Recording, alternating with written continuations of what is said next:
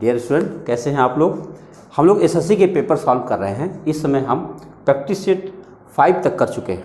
अब ये 6 आ रहा है। हमने आपसे कहा था 2016 से लेकर 2021 तक के जितने पेपर आए होंगे टियर 1 के, उन सबको हम सॉल्व कराएंगे और ये आपका प्रैक्टिस सेट नंबर 6 है। आइए देखते हैं इसमें क्या है, कैसे लगाया जाएगा। पहला क्वेश्चन आपके सामने है। ए किसी काम को 7 दिन में कर सकता है, बी उसी काम को 9 दिन में कर सकता है। दोनों मिलकर काम को पूरा करने में कितना समय लगेगा। बताओ, अगर आप जानते हैं ए की क्षमता, बी की क्षमता आप निकालना जानते हैं, ए है, ए बी है, ये 7 दिन में कर सकता है, 9 दिन में कर सकता है। आप जानते हैं ये दोनों को प्राइम नंबर है, इनका लघुत्तम, इनका गुणनफल ही होता है। तो 9 7 63, ये इनका एलसीएम होगा, यानी टोटल वर्क यही 63 यूनिट। अब 7 9 63 और 9 7 63। अब ये दोनों मिलकर काम करेंगे। 7 9 63 9 आ गया और 7 9 7 63 9 आ गया। जब दोनों मिलकर काम करेंगे तो 9 7 16 यूनिट काम रोज करेंगे। अब 16 यूनिट काम रोज करेंगे और 63 यूनिट करना है, तो क्या हम 63/16 लिख सकते हैं? अगर हमने ऐसा लिखा तो 16 का पहाड़ा पढ़ो, 16 चौक के 64 तो जाएगा नहीं। अब 16 तियाँ 48, 48 में क्या मिला दिया जाएगा 63 हो जाए। 48 और 2 50 और 13 उधर, यानी कि 2 सही 3 सही 15/16। कितना उत्तर आ जाएगा?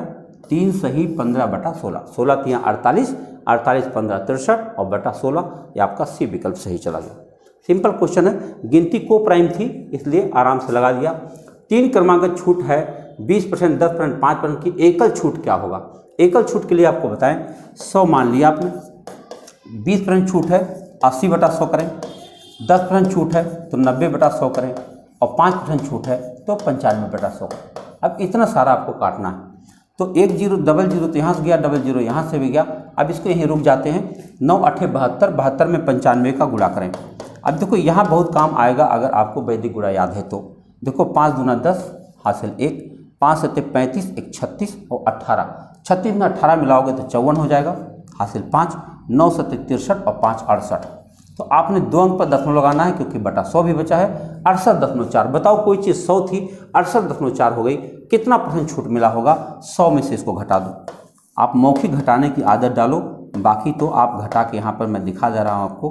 तो 0 हुआ, 6 हुआ और यहाँ 9 में से 4 घटाएंगे 5 आ जाएगा और 9 में से 6 घटाएंगे 3 आ गया। 35.6 कहीं दिख रहा?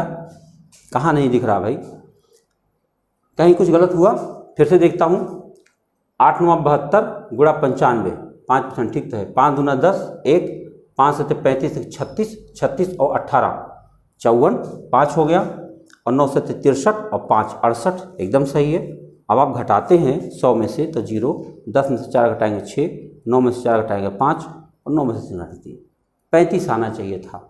35 क्यों नहीं दिख रहा है, मैं चेक करता हूँ। तो अगर आप ध्यान दें तो यहाँ पर देखिए 68 लिखा हुआ, 68 है, 68.4 है। जब आप घटाएंगे तो 9 में से 8 का 1, यानी 31.6 आपका उत्तर बन जाएगा, ए विकल्प। ठीक है, आइए आगे बढ़ते हैं अगले सवाल की तरफ। लिखा, एक स्कूल में 720 छात्रों में लड़कों और लड़कियों की संख्या 7-5 है और उनके अनुपात को 1:1 रखने के लिए कितने और लड़कियों को भर्ती करना पड़ेगा? आप जरा से बताओ। 720 टोटल संख्या है और रेशियो है 7:5। अगर 7:5 है तो बताओ कैसे बांटेंगे? 7 5 12, 12 छक्के 72, 60 आ गया। 6 7 42, 420 और 6 5 30, 300। मतलब लड़की 300 है और लड़का 420 है। बताओ 120 अगर लड़की और ला दिया जाए तो 420 बराबर हो जाएंगे, क्योंकि तभी तो 1:1 बनेगा। यानी लड़कियों को कितनी भर्ती करनी पड़ेगी? 120 लड़की आ जाएगी तो लड़के लड़कियों का अनुपात 1:1 हो जाएगा। आइए बढ़ते हैं आगे। 6 केले का विक्रय मूल्य 8 केलों के लागत मूल्य के बराबर है, तो बताना है कि लाभ प्रतिशत क्या है। बताओ, जब कभी लाभ की स्थिति होती है तो छोटा मूल्य क्रय मूल्य का व्यवहार करता है और 2 रुपये का लाभ हो रहा है, तो भैया बताओ लाभ गुणा 100 और बटा क्रय मूल्य 6 आ जाएगा। 2 3 6 काटोगे 33 सही 1/3% आ जाएगा। ये भी विकल्प सही है। इतना छोटा, मैं आप देख रहे होंगे, कोशिश मैं ये करता हूँ कि आपको एग्जाम में कैसे लगाना है उतने खाली काम कराएं। एक टोकरी में 300 आम है, 75 आम कुछ छात्रों में वितरित कर दिए गए। टोकरी में बचे आमों का प्रतिशत बताओ। अगर 300 में से 75 आम चला गया तो 225 आम बचे होंगे। बताओ 225 आम बचे हैं और टोटल 300 में से कै % बचे हैं भाई? जरा चेक कर लो। ये दोनों गए, 3 से काटो, 3 से 21, 3 5 15, यानी टोकरी में 75% आम बचे हुए हैं। ठीक है, आगे बढ़ें अगले सवाल की तरफ। एक व्यक्ति 16 किलोमीटर प्रति घंटा की गति से साइकिल से किसी स्थान पर जाता है और कम गति से वापस आता है, यदि कुल मिलाकर औसत गति 6.4 किलोमीटर प्रति घंटा है तो वापस आते समय उसकी गति क्या है। जब चूंकि समान दूरी है, आपको अगर ये सूत्र याद आ रहा हो 2xy/x+y, तो इससे आप इसको बहुत आराम से हैंडल कर सकते हैं। मैं मान लेता हूँ जो दूसरी गति रही होगी y रही होगी, x की वैल्यू 16 दे रखा है, तो 2 गुणा 16 गुणा y/16+y, और तब ये वैल्यू कितना है 6.4। क्या इसे हल किया जा सकता है? बहुत आराम से हल किया जा सकता है। बताओ, अगर हम चाहें तो 16, देखो कितना है ये 16 दूनी 32, ये 32 है, 32 दूना 64 होता है, 0.2 आ जाए। अब बताइए अगर हम तिरछा गुणा करें तो क्या आ गया, 16 का गुणा इसे करो, तिरछा गुणा करो तो y कितना हो गया, 16 का 0.2 से गुणा करो, 16 दूनी 32, 3.2 प्लस 0.2y और बराबर y। अब 0.2y अगर उधर चला गया तो कितना बचेगा भैया, 0.8y बचेगा। अरे एक y में से 0.2 घटाओगे 0.8y बराबर 3.2, तो बताओ y बराबर क्या हुआ, 3.2 बटा 0.8, दोनों दशमलव हट जाएगा, 8 चौके 32, यानी वापसी की रफ्तार क्या है उसकी 4 किलोमीटर प्रति घंटा। आप लोग सोच रहे होंगे इतना दशमलव काहे करे, वैसे भी आ सकता था, बिल्कुल आ सकता था। जो ध्यान में आता है वो उसी करते चले जाओ, अपने आप उत्तर बन जाता है, बहुत ज़्यादा उसमें दिमाग लगाने की जरूरत नहीं है। किसी धनराशि पे 5% वार्षिक दर से 8 वर्ष का साधारण ब्याज 840।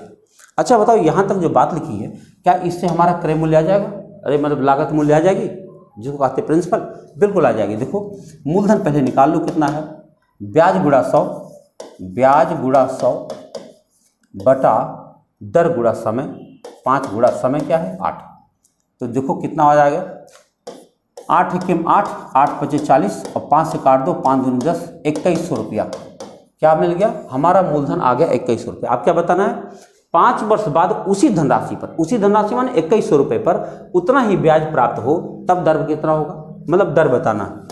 बताओ दर बताना है तो हमारा मूलधन तो यही रहेगा, दर बराबर क्या होता है जानते हो आप, ब्याज गुणा 100 बटा मूलधन गुणा समय, यही करना है।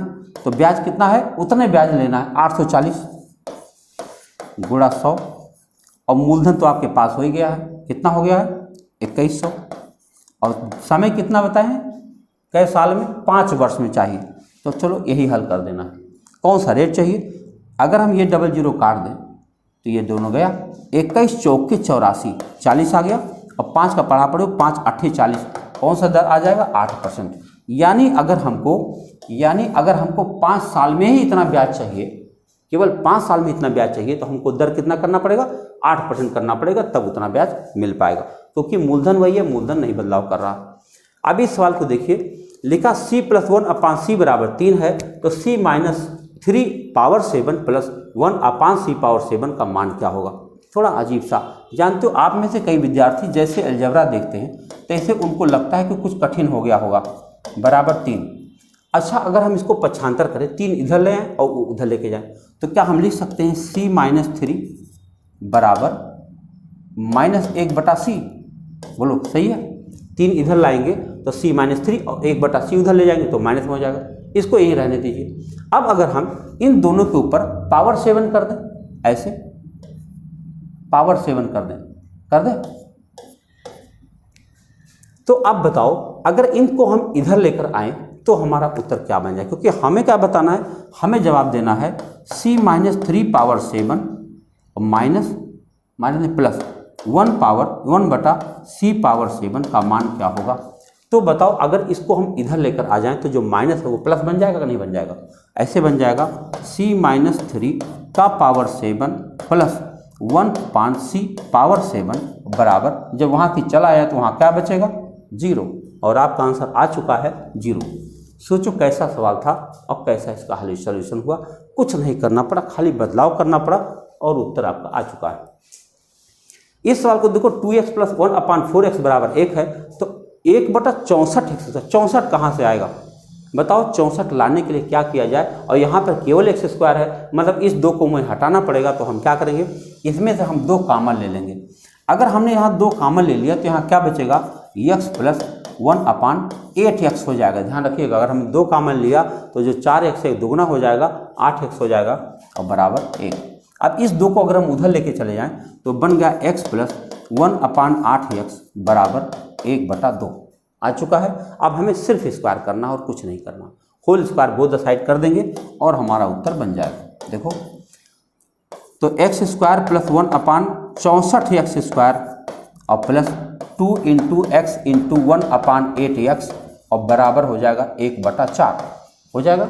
अगर हम ये दोनों x काट दें और 2 से काट दें इसको तो 1/4 यहाँ भी आ गया, 1/4 वहाँ जाके घटेगा तो बनेगा x पावर स्क्वायर और प्लस 1/64x² बराबर होगा 60x²। तो यहाँ पे क्या बन जाएगा, बन जाएगा 1/4 माइनस 1/4, ये वाला 1/4 वहाँ जाएगा और दोनों कट करके आ जाएगा 0। क्या बढ़िया सवाल है, खाली कुछ नहीं करना पड़ा। जैसे हम उस साइड लेकर जाएंगे तो यहाँ ध्यान से देखो, एक से कट चुका था और 4 इससे 2 से 2 चौके 8 हो गया। अब 1/4 वहाँ जाएगा तो यहाँ प्लस हो रहा था वहाँ जाके माइनस हो जाएगा और आपका उत्तर 0 बन जाएगा।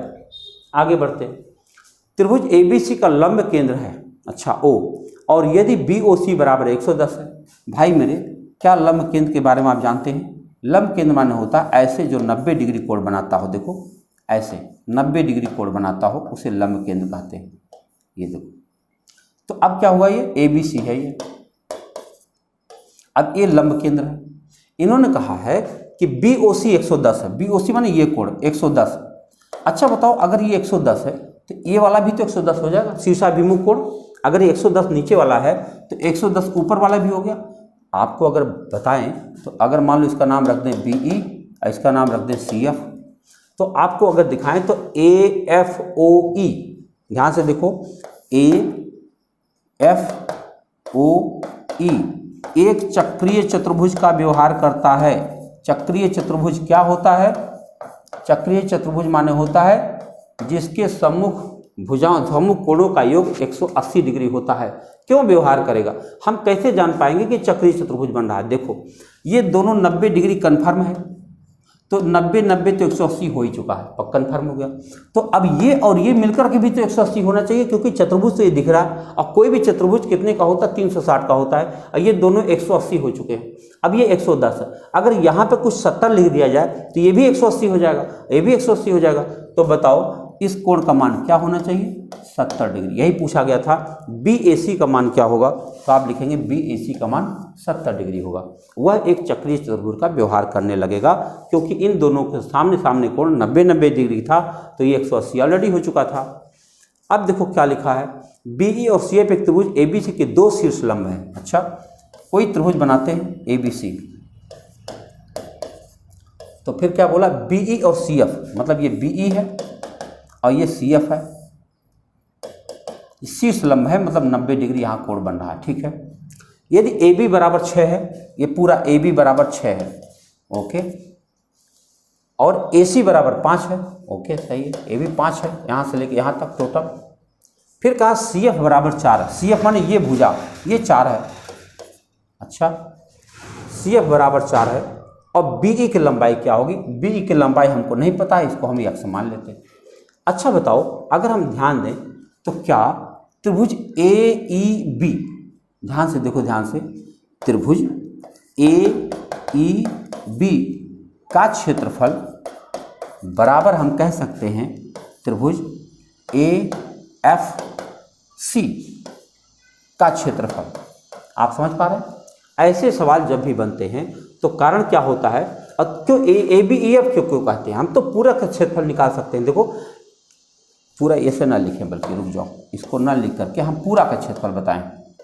पूरा का क्षेत्रफल का मतलब हुआ, अगर पूरा ABC का क्षेत्रफल हम बताना चाहते हैं तो इस भुजा को आधार मान लें तो ये ऊंचाई के व्यवहार करेगा।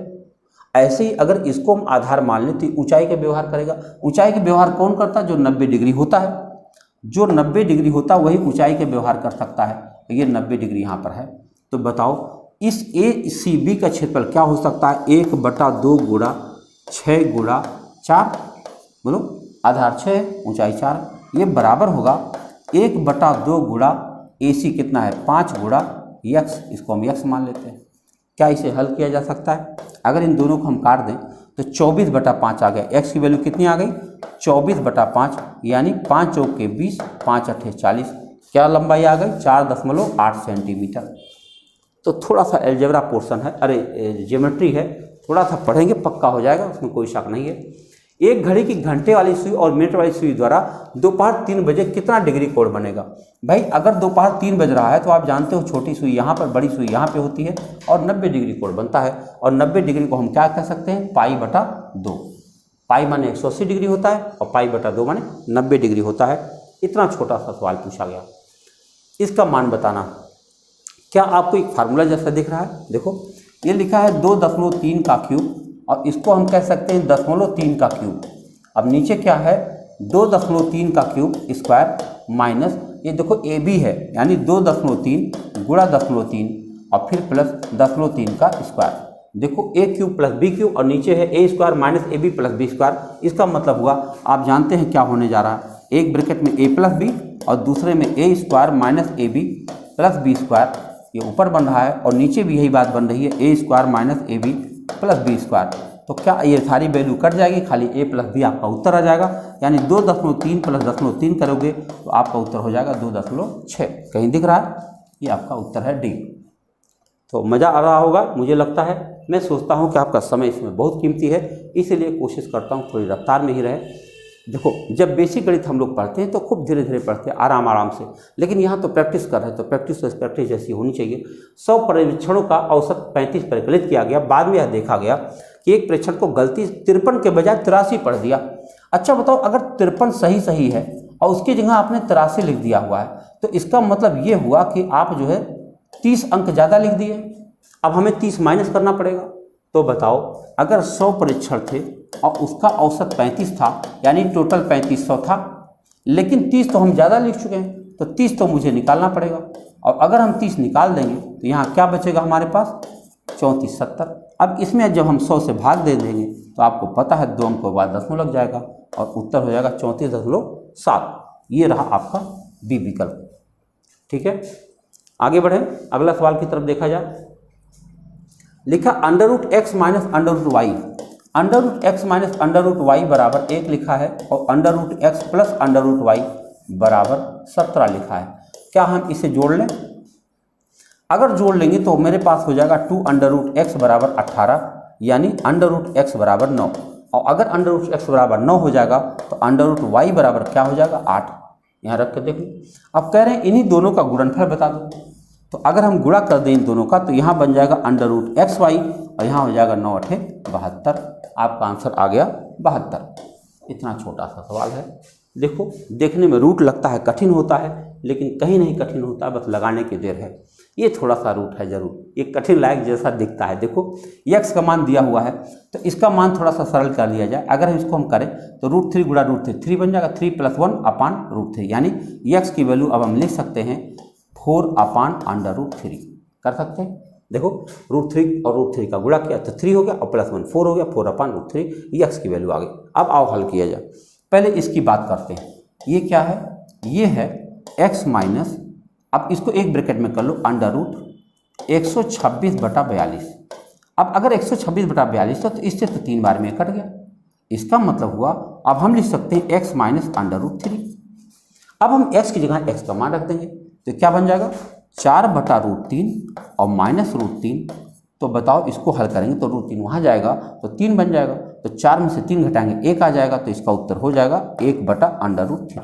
यानी यहाँ से यहाँ तक सोल्यूशन हो चुका। क्या आ गया, 1/√3। अब चलो वहाँ देखते हैं।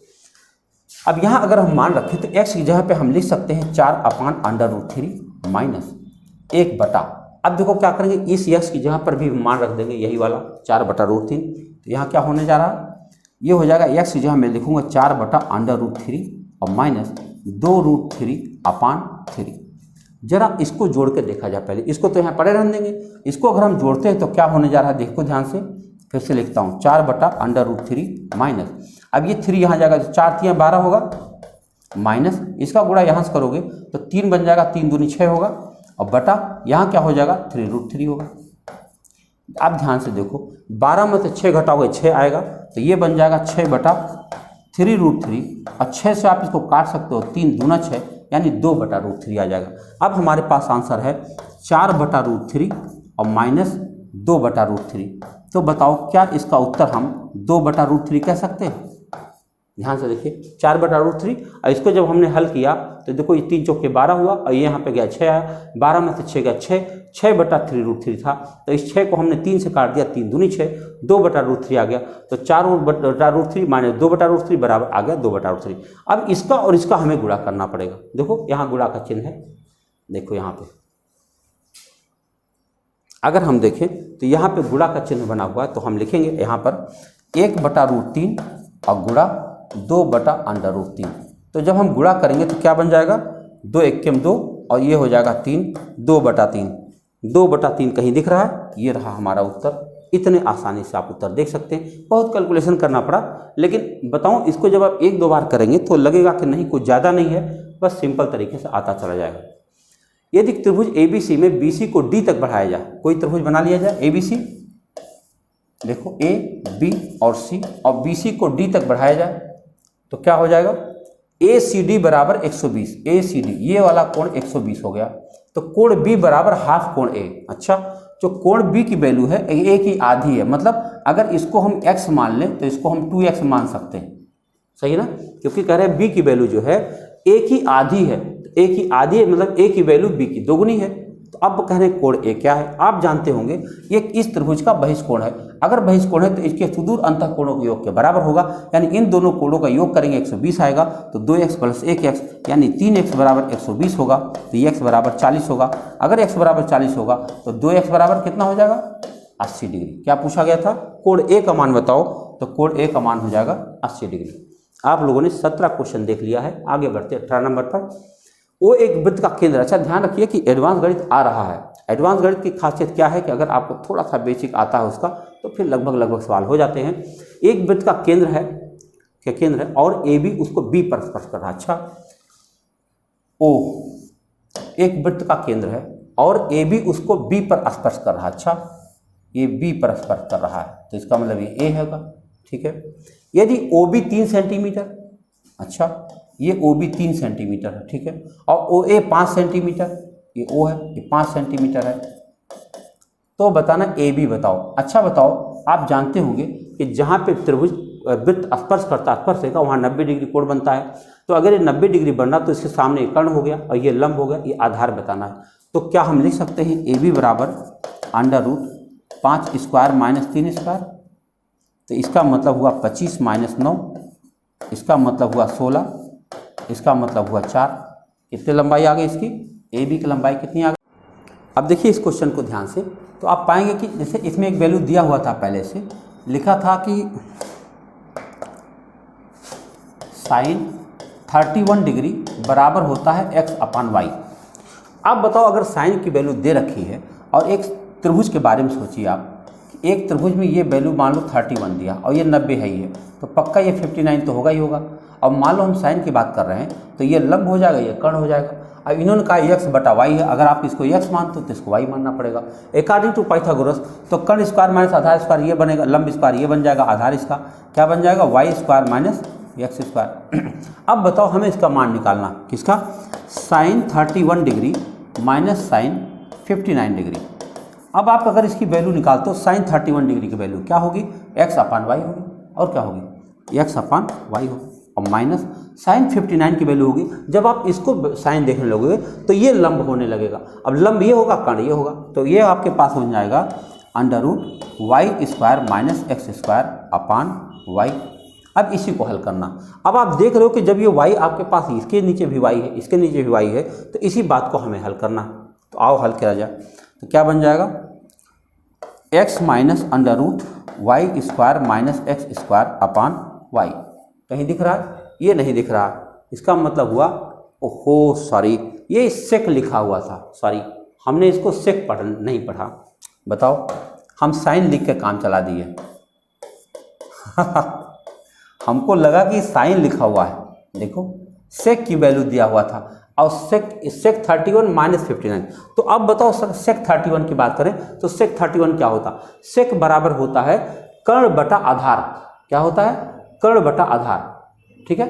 जैसे आधार बटा कर्ण होता है कॉस का, तो सेक उसका उल्टा होता।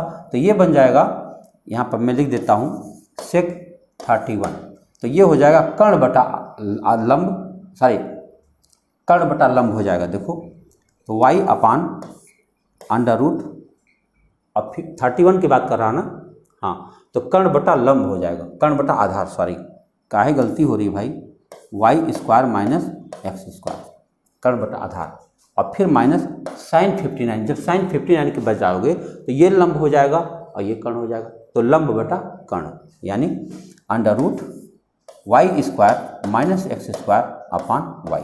अब इसको हल करना है, तो ये वैल्यू जानते हो आप, यहाँ चले जाएगी, इसका गुणा होगा तो वाई स्क्वायर हो जाएगा, माइनस इसका गुणा होगा, सेम वैल्यू है तो क्या होगा, रूट हट जाएगा, तो क्या बन जाएगा, ये बन जाएगा Y square minus X square, और नीचे क्या बन जाएगा, इन दोनों का गुणनफल Y under root Y square minus X square. अब बताओ इसको जब हम ब्रैकेट खोलेंगे तो क्या बनेगा, ये बनेगा Y square minus Y square और प्लस एक्स स्क्वायर। तो अब क्या बनेगा, ये दोनों चीज़ कट जाएगी ना, ये वाई स्क्वायर कट जाएगी, खाली एक्स स्क्वायर ऊपर बचेगा और नीचे क्या बचेगा, वाई बचेगा और अंडर रूट बचेगा Y square minus X square. बस कहीं दिख रहा है, पहला ही विकल्प दिख रहा है, देखो पहला विकल्प यही दिख रहा है, X square upon Y bracket में under root Y square minus X square. इसमें कुछ है नहीं, बस खाली वैल्यू रखना था और वो सेक लिखना था, हम साइन जिसको समझ लिए थे। आइए नेक्स्ट क्वेश्चन देखते हैं। 18 सेंटीमीटर भुजा वाले घन के भीतर बनाए जा सकने वाले सबसे बड़े गोले का क्षेत्रफल क्या होगा। अच्छा बताओ, अगर 18 सेंटीमीटर भुजा का कोई घन है, हम 2D बना के समझाना चाहते हैं, तो इसके अंदर जो गोला बनाओगे तो उसका जो त्रिज्या होगी कितना होगी, 9 होगी कि नहीं होगी, और अगर होगी तो सबसे बड़े गोले का क्षेत्रफल बताओ। क्षेत्रफल माने बाहर का total surface area 4 pi R square बताना है आपको। क्या बताना है, 4 पाई आर स्क्वायर। तो बताओ 4 गुणा पाई गुणा आर स्क्वायर में 9 9 81। अब गुणा करोगे 4 1 4 4 8 32, यानी 324 पाई। कहीं दिख रहा है, नहीं दिख रहा, फिर से देखो, 18 सेंटीमीटर भुजा वाले घन के भीतर बनाए जा सकने वाले सबसे बड़े गोले का क्षेत्रफल कितना होगा। तो गोले का क्षेत्रफल बताएंगे, 18 सेंटीमीटर अगर भुजा है तो इसका मतलब उसका जो त्रिज्या हो जाएगी 9 हो जाएगी। अगर त्रिज्या 9 हो जाएगी तो उसका टोटल सरफेस एरिया होना चाहिए 4 पाई आर स्क्वायर। अब 4 पाई आर स्क्वायर करोगे, आर की जगह 9 लिखोगे तो 9 9 81 चलेगा सही, 4 1 4 4 8 32, 324 पाई, या फिर आयतन की बात किया होगा, चाहे इसी की बात किया होगा आयतन। अच्छा चलो आयतन निकाल के देखते हैं, क्योंकि कहीं कहीं मिस्टेक भी तो है। अगर मान लो आयतन निकालें तो 4/3 पाई आर क्यूब है। आर क्यूब का मतलब क्या होता है, 9 गुणा 9 गुणा 9। इसको चेक कर लें तो 3 3 9 हो जाएगा, कितना हो गया, चाहते हैं 12 गुणे 81, 12 गुणा 81 करो तो 12 1 12, 1 12 टे 96, 1 97, 972 नहीं, हाँ है तो देख लो, यही आयतन पूछा गया था है। बताओ यहाँ क्षेत्रफल लिख दिया, क्षेत्रफल की जगह यहाँ क्या होना चाहिए, आयतन होना चाहिए, तब नंबर 972 आएगा, 972 पाई सेंटीमीटर क्यूब। अभी छोटा मोटा मिस्टेक है, कोई बात नहीं। अगर एरिया पूछता टोटल सरफेस एरिया तो ये उत्तर आता, आयतन पूछा तो ये उत्तर आएगा। अगले सवाल में चलते हैं। देखो ये क्या है, एक टावर 50 मीटर ऊंचा है जिसमें सूर्य का शीर्ष लंब 45 डिग्री होता है, उस समय उसकी छाया उस समय की तुलना में जिसमें सूर्य का शीर्ष लंब 30 डिग्री होता है से x मीटर कम होता है। x का मान बताओ। अच्छा बताओ, एक टावर है, ध्यान से देखो इसको, ये 45 डिग्री है और ये 30 डिग्री है, तो यहाँ से यहाँ तक की दूरी पूछा जा रहा है, और जबकि ये पूरा टावर है 50 मीटर का। अगर ये पूरा टावर 50 मीटर का है तो आप समझ सकते हो कि अगर tan 40, इसको हम x मान ले रहे हैं ना, x मीटर कम, तो ये बताओ tan 45 जैसे लगाओगे तो 50/50 हो जाएगा कि नहीं हो जाएगा। इसको हम कुछ मान ले y, तो y की वैल्यू देखो कैसे आ रही है, tan 45 लगाओ, तो tan 45 लगाओगे तो क्या बन जाएगा, 50/y, और आप जानते हो tan 45 वैल्यू 1 होती तो y बराबर 50 आ जाएगा। अब चलो tan 30 लगाते हैं, tan 30 लगाओगे तो 1/√3 बराबर क्या हो जाएगा, 50/x + 50, क्या हो जाएगा, 50 + x + 50। अब चलो क्रॉस मल्टीप्लाई करो तो ये हो जाएगा x + 50 और बराबर हो जाएगा 50√3। इसका मतलब x बराबर हो जाएगा 50√3 - 50, और 50 आप कॉमन ले लोगे तो बनेगा √3 - 1। कहीं दिख रहा है, 50 √3 - 1, ये है इसकी दूरी। देखो ये ऊंचाई और दूरी के सवाल थे, कितना सेकंड लग रहा है ध्यान से देखते जाओ, कठिन समय नहीं होता। इसमें एक बदलाव करना था, इसको 15 करना है, बाकी सब सही है। आओ देखते हैं। लिखा है इतिहास और रसायन का अध्ययन करने में 4 घंटे 30 मिनट लगते हैं, तो छात्र ने भौतिकी की पढ़ाई कितना समय किया। इतिहास और रसायन 15 15 30 डिग्री, बताओ 30%। 30% का मतलब होता है 4 घंटा 30 मिनट। 4 घंटा 30 मिनट का मतलब होता है 9.5 घंटा। 4.5 घंटा 30 मिनट 9/2 घंटा।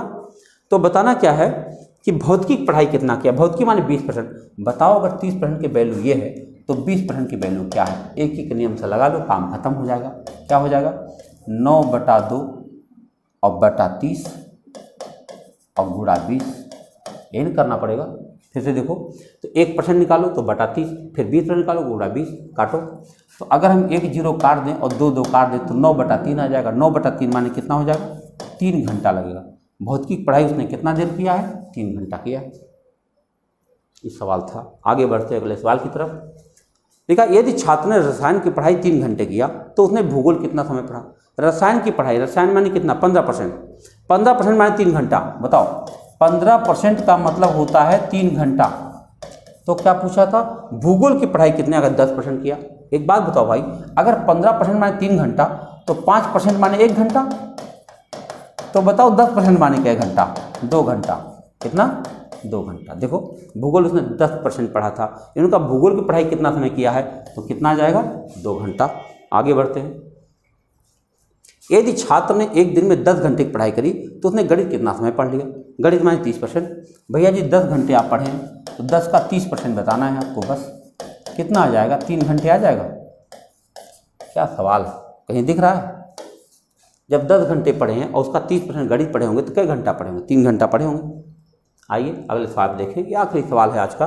यदि छात्र ने अन्य विषय में पढ़ने में 10% के बजाय 15% समय लगा दिया, अन्य विषय को पढ़ने में 15% समय लगा दिया, ठीक है, और वह समय गणित के पढ़ने में से ले लिया। अच्छा, और यदि उसने प्रतिदिन 20 घंटे की पढ़ाई करी है तो प्रतिदिन गणित पढ़ने के समय में समय का अंतर बताओ।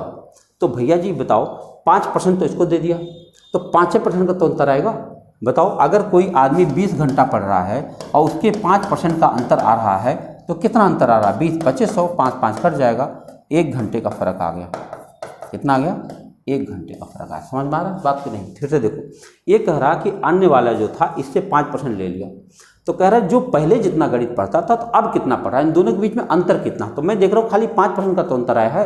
तो 5% माने क्या होता है 20 घंटे का 5% मैंने निकाल दिया, 1 घंटा आ गया। बहुत कुछ निर्भर करता है आपकी चालाकी पर। एग्जाम केवल मेहनत से नहीं पास होता है, नहीं तो जितने BSc MSc लोग किए हुए हैं अब तक नौकरी कर रहे होते। इसके लिए आपको बहुत सारी बेसिक चीज़ें पता होनी चाहिए। उसके लिए हम लोग लगातार प्रयास कर रहे हैं क्योंकि आपका एग्जाम करीब है, इसलिए हम प्रैक्टिस करवा रहे हैं, थोड़ी स्पीड से करवा रहे हैं। तो आप उसको देख लीजिए, कहीं कोई समस्या आती है तो फिर से बात करेंगे। बहुत बहुत धन्यवाद। मिलते हैं अगले वीडियो में। Thank you.